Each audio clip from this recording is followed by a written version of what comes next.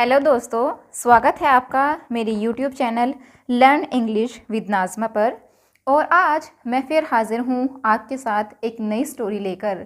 और दोस्तों, आज जो स्टोरी मैं आपके लिए लेकर आई हूँ ये एक बहुत अच्छी स्टोरी है, एक शॉर्ट स्टोरी है, लेकिन साथ में एक मोरल स्टोरी भी है। एक बहुत अच्छी सीख देने वाली कहानी है। कहानी को सुनकर आपको बहुत मज़ा आएगा। इसके साथ साथ इस कहानी में आपको बहुत सारे नए वर्ड मीनिंग भी देखने को मिलेंगे, बहुत सारे या कई तरह के ग्रामर के स्ट्रक्चर भी आपको देखने को मिलेंगे। तो हर चीज़ को नोट डाउन करेगा और पूरी स्टोरी को स्टार्ट से लेकर एंड तक ध्यान से सुनिएगा। तो चलिए शुरू करते हैं हमारी आज की कहानी। सबसे पहले हम अपनी कहानी का टाइटल देखेंगे। हमारी कहानी का टाइटल है द पॉइजनस लेक। क्या मतलब हुआ? पॉइजनस ये एक एडजेक्टिव है, इसका मतलब होता है जहरीला या जहरीली। ठीक है, लेक होती है झील, तो जहरीली झील ये है हमारी कहानी का टाइटल। अब मैं कहानी पढ़ना शुरू करती हूँ। Once upon a time there was a village in Anantapur. Once upon a time यानी एक समय की बात है। देयर ये इसे सब्जेक्ट के रूप में उपयोग किया गया है। ठीक है, वॉज यानी था, अब विलेज यानी एक गांव, इन अनंतपुर अनंतपुर में। क्या मतलब हुआ पूरी लाइन का? एक समय की बात है, अनंतपुर में एक गांव था। A very big lake Anandam was there on the outskirts of that village. क्या मतलब हुआ? अ वेरी बिग लेक एक बहुत बड़ी झील, आनंदम वॉज देयर यानी वहाँ पर थी, ऑन द आउटस्कर्ट्स, आउटस्कर्ट होते हैं सरहद या सीमा। ठीक है, ऑन द आउटस्कर्ट्स यानी सरहद पर, ऑफ दैट विलेज यानी उस गांव की सरहद पर आनंदम नाम की एक बड़ी सी बहुत बड़ी झील थी। The lake was always filled with fresh and clear water. क्या मतलब हुआ? The lake was always field, the lake यानी जो झील, वॉज यानी थी, ऑलवेज होता हमेशा, फिल्ड, फिल की सेकेंड फॉर्म में फिल्ड भरी रहती थी, विद फ्रेश, फ्रेश यानी ताज़ा, क्लियर यानी साफ, वाटर यानी पानी। ठीक है, पूरी लाइन का क्या मतलब हुआ? जो झील थी वो हमेशा ताज़े और साफ पानी से भरी रहती थी। The water of that lake was very poisonous. क्या मतलब हुआ? द वाटर यानी पानी, ऑफ दैट लेक यानी उस झील का पानी, वॉज यानी था, वेरी पॉइजनस यानी बहुत ज़्यादा जहरीला। उस तालाब या उस झील का पानी बहुत ज़्यादा जहरीला था। Whoever drank it or bathed in it either died or became unconscious। क्या मतलब है? Whoever यानी जो कोई भी, ड्रैंक इट यानी इसे पीता था, और या फिर बात के सेकेंड फॉर्म में बात यानी नहाता था, इन इट यानी इसमें, आइदर डाइड, आइदर यानी या तो मर जाता था, और या फिर बिकेम, बिकेम की सेकेंड फॉर्म में बिकेम, अनकॉन्शियस, अनकॉन्शियस का मतलब होता है बेहोश हो जाना। ठीक है, पूरी लाइन का क्या मतलब हुआ? Whoever drank it or bathed in it either died or became unconscious यानी जो कोई भी इसे पीता था या फिर इसमें नहाता था, either died or became unconscious या तो मर जाता था या फिर बेहोश हो जाता था। No villager used to visit that lake। No villager, villager होता है गांव वाले। ठीक है, यूज्ड टू का प्रयोग पास्ट की किसी भी आदत को दिखाने के लिए किया जाता है। ठीक है, विजिट, विजिट का मतलब होता है वहाँ पर जाना, दैट लेक यानी उस झील पर कोई भी गांव वाला नहीं जाता था। It was believed that the lake was cursed. It was believed यानी बिलीव्ड का मतलब होता है मानना या विश्वास करना। ठीक है, यह माना जाता था दैट की the lake was cursed, cursed होते श्रापित। ठीक है, कि जो झील है वो श्रापित थी। But those who came to the village for the first time did not know about the poisonous water of the lake. क्या मतलब है पूरी लाइन का?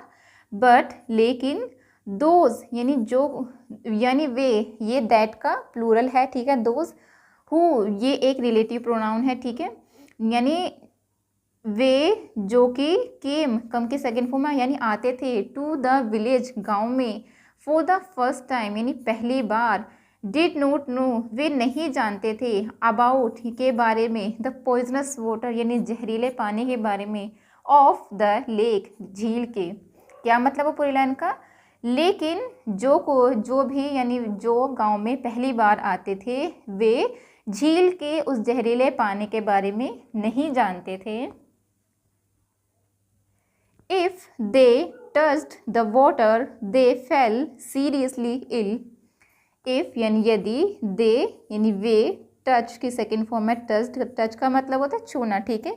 यदि वे छूते थे द वाटर यानी पानी को, दे फेल सीरियसली इल। सीरियसली होता है यानी गंभीर रूप से, इल यानी बीमार।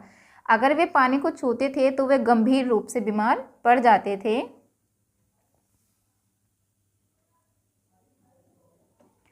Surrounded by that lake was a dense forest through which there was a way to reach the village. Surrounded होता है घिरा हुआ, by that lake यानी उस झील से घिरा हुआ, was यानी था, a dense forest एक घना जंगल, through which यानी जिससे होकर, there was a way एक रास्ता था, to reach जो जाता था, the village गाँव में।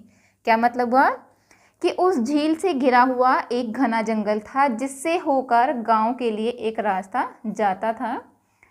5 dacoits lived in that forest. dacoits होता है डकैत, ठीक है। लिव का मतलब होता है रहना और ये लिव की सेकेंड फॉर्म है lived in that forest, यानी उस जंगल में 5 डकैत रहते थे। The clever dacoits used to kill and rob any traveler who passed through that forest. क्या मतलब हुआ? The clever dacoits ऐसे लगा है, ठीक है, क्योंकि यहाँ पर बहुत सारों के बारे में बात हो रही है। यानी जो चालाक डकैत थे, used to kill यानी वो मार देते थे, and rob और लूट लेते थे, any traveler, traveler होता है यात्री, ठीक है, किसी भी यात्री को, who जो कि passed through यानी वहाँ से होकर गुजरता था, that forest उस जंगल से। क्या मतलब है पूरी लाइन का? कि जो कोई भी यात्री वहाँ से उस जंगल से होकर गुजरता था वे चालाक डकैत उसे लूट लेते थे और मार देते थे। One day a dacoit heard about the poisonous lake. One day यानी एक दिन, a dacoit एक डकैत ने, heard हियर की सेकेंड फॉर्म है heard सुना, about the poisonous lake यानी जहरीले झील के बारे में एक डकैत ने सुना। He told it to his fellow dacoits. He told उसने बताया, it इससे के बारे में, to his fellow dacoits यानी उसके साथी डकैतों को उसने इसके बारे में बताया। Hearing the news, the chief of the dacoits got an evil idea. Hearing यानी सुनकर, the news खबर को, the chief of the dacoits यानी उन डकैतों का जो मुखिया था, got an evil idea उसे एक बुरा विचार आया। He said यानी उसने कहा, till now we have used guns and knives to kill people. क्या कहा उसने? till now यानी अब तक, we have used यहाँ पर have के साथ वर्ब के थर्ड फॉर्म का प्रयोग हुआ है। ये हमारा प्रेजेंट परफेक्ट का सेंटेंस है, ठीक है। we have used यानी हमें उपयोग कर चुके हैं, गन्स का यानी बंदूक का, एंड नाइव्स और चाकू का, टू किल पीपल यानी लोगों को मारने के लिए। अब तक हम बंदूकों का और चाकू का इस्तेमाल कर चुके हैं। बट नाउ लेकिन अब, anyone who comes here we would guide him to the poisonous lake. क्या कहता है वो? लेकिन अब, एनीवन यानी जो कोई भी, हु कम्स हियर यहाँ आएगा जो कोई भी, वी वुड गाइड हिम यानी हम उसका मार्गदर्शन करेंगे, टू द पॉइजनस लेक यानी उस जहरीले झील की तरफ हम उसका मार्गदर्शन करेंगे, ठीक है। He will himself die by touching the water. He will himself, himself होता है खुद, डाई यानी मर जाएगा, बाय टचिंग यानी छू कर, द वाटर पानी को, वह खुद ही उस पानी को छूकर मर जाएगा। And we would rob them without being caught. And यानी और, वी वुड रॉब देम यानी हम उन्हें लूट लेंगे, विदाउट बीइंग कॉट बिना पकड़े जाए, ठीक है, हम उन्हें लूट लेंगे। सी देखो, God has helped us so much. God यानी भगवान ने, हैज़ हेल्प्ड हमारी मदद की है, सो मच बहुत ज़्यादा। देखो भगवान ने हमारी बहुत ज़्यादा मदद की है। All the dacoits agreed to the plan and started looting the travelers in that way. All the dacoits agreed यानी सभी डकैत, अग्री का मतलब है सहमत हो जाना, ये अग्री की सेकेंड फॉर्म में, सभी डकैत सहमत हो गए टू द प्लान उस योजना पर, एंड स्टार्टेड लूटिंग और उन्होंने शुरू कर दिया लूटना, द ट्रैवलर्स यात्री को, इन दैट वे उस तरीके से, ठीक है। सभी जो डकैत थे वो उस योजना से सहमत हो गए और उन्होंने यात्रियों को उस तरीके से लूटना शुरू कर दिया। Soon the news of the robbery in the village reached the king. Soon यानी जल्दी ही, the news of the robbery, robbery होता है लूट की खबर, ठीक है। in the village यानी गांव में, reach की सेकेंड फॉर्म में reached यानी पहुंच गई, the king राजा के पास, जल्दी ही रॉबरी की खबर उस गांव में राजा के पास पहुंच गई। He sent his minister Bhanu to find out the truth. Send की सेकेंड फॉर्म में सेंट, ठीक है। ही सेंट हिज मिनिस्टर, उसने अपने मंत्री को भेजा जिसका नाम भानु था, टू फाइंड आउट यानी खोजने के लिए या ढूंढने के लिए, ढूंढ निकालने के लिए, द ट्रूथ सच को, उसने अपने प्रधानमंत्री मंत्री भानु को सच का पता लगाने के लिए भेजा। Bhanu was a very wise man, Bhanu क्या था, एक बहुत ही ज़्यादा बुद्धिमान आदमी था। ही reached the village along with his soldiers, he reached, ये रीच का मतलब होता है पहुंचना, ये रीच की सेकेंड फॉर्म है। ही रीच्ड यानी वह पहुंचा, द विलेज गांव में, अलोंग विद यानी साथ में, हिज सोल्जर्स अपने सुरक्षा कर्मियों के साथ में वो गांव में पहुंचा। Bhanu inquired the villagers about the robberies and killings in the forest. Bhanu inquired, inquire का मतलब होता है जांच पड़ताल करना और ये इंक्वायर के सेकेंड फॉर्म है, ठीक है।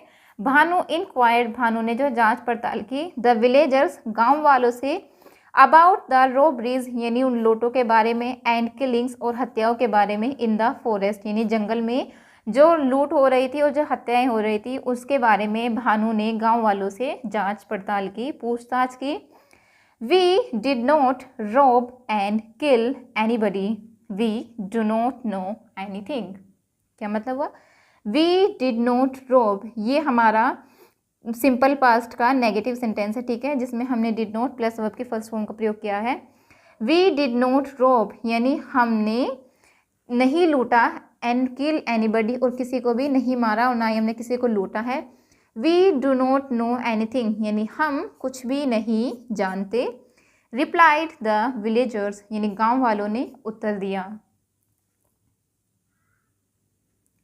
While returning to the capital, one of the soldiers stopped near the poisonous lake. While होता है के दौरान, ठीक है, रिटर्निंग यानी वापसी के दौरान, टू द कैपिटल राजधानी में वापसी के दौरान, वन ऑफ द सोल्जर्स यानी उन सिपाहियों में से एक ने, स्टॉप्ड यानी रुक गया, नियर पास में, द पॉइजनस लेक उस जहरीले झील के पास में एक सिपाही रुक गया। He was very tired and wanted to drink some fresh water. He was यानी वह था, very tired बहुत ज़्यादा थका हुआ, and wanted और चाहता था, to drink यानी पीना, some fresh water यानी कुछ ताज़ा पानी। क्या मतलब पूरे लाइन का, कि वह बहुत ज़्यादा थका हुआ था और थोड़ा सा फ्रेश यानी ताज़ा पानी पीना चाहता था। Bhanu thought for a while and looked around to see the forest near the lake. Bhanu thought, think का मतलब होता है सोचना और ये थिंक के सेकेंड फॉर्म है। भानु थॉट, भानु ने सोचा, फॉर अ व्हाइल यानी कुछ क्षण के लिए या कुछ देर के लिए भानु ने सोचा, एंड लुक्ड अराउंड और चारों तरफ देखा, टू सी ये देखने के लिए, द फॉरेस्ट यानी जंगल को, नियर द लेक जो कि झील के नज़दीक का जो जंगल था उसे ध्यान से देखा। He asked his soldier to wait. He asked, ask का मतलब पूछना भी होता है, ask का मतलब कहना भी होता है, यहाँ पर कहने वाली सेंस में बात हो रही है, ठीक है। He asked यानी उसने कहा, his soldiers उसके अपने सिपाही को, to wait यानी कुछ देर रुकने के लिए कहा। He then immediately went back to the village and asked the villagers about that lake. He then का मतलब तब इमीडिएटली नहीं तुरंत ही वेंट बैक, गो की सेकेंड फॉर्म में वेंट, ठीक है, गया वापस टू द विलेज गांव में, एंड आस्क्ड द विलेजर्स और गांव वालों से पूछा अबाउट दैट लेक उस झील के बारे में। क्या मतलब पूरी लाइन का कि वह तब तुरंत ही वापस गांव में गया और उसने गांव वालों से उस झील के बारे में पूछा। They informed Bhanu about the poisonous water of the lake. They inform के सेकेंड फॉर्म में, इन्फॉर्म का मतलब था सूचना कर देना या सूचित करना, ठीक है। उन्होंने सूचित किया भानु को about the poisonous water of that lake, यानी झील के उस जहरीले पानी के बारे में उन्होंने भानु को सूचित किया। Thus Bhanu and his soldiers were saved from drinking the poisonous water.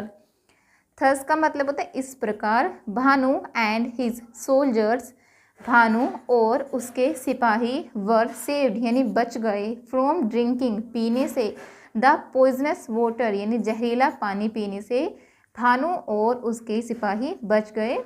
The soldiers were very impressed with Bhanu's wisdom. The soldiers यानी सिपाही वर वेरी इम्प्रेस्ड, इम्प्रेस का मतलब प्रभावित होना, ठीक है, वे प्रभावित हो गए थे बहुत ज़्यादा, विद भानुज विजडम यानी भानु की बुद्धिमत्ता से सिपाही बहुत ज़्यादा प्रभावित हो गए थे। वन एनक्वायर्ड एक ने पूछा, सर यानी श्रीमान, what made you think that the water of this lake was not fine to drink. क्या पूछा उसने कि श्रीमान वॉट मेड यू थिंक यानी ऐसा क्या हुआ जिससे आपने सोचा दैट कि the water of this lake यानी इस झील का पानी was not fine to drink यानी पीने के लायक नहीं था, पीने के लायक यानी अच्छा नहीं था। थो it looks so clean and fresh. तो इसका मतलब होता है हालांकि, ठीक है, थस का मतलब होता है इस प्रकार और थो का मतलब होता है हालांकि, ठीक, हालांकि इट लुक्स यानी यह दिख रहा है, सो क्लीन बहुत यानी इतना साफ और ताज़ा पानी यह दिख रहा है। भानु रिप्लाइड यानी भानु ने उत्तर दिया, माई डियर फ्रेंड यानी मेरे प्रिय दोस्त, if this water was so fresh and pure then why didn't we find any one around it.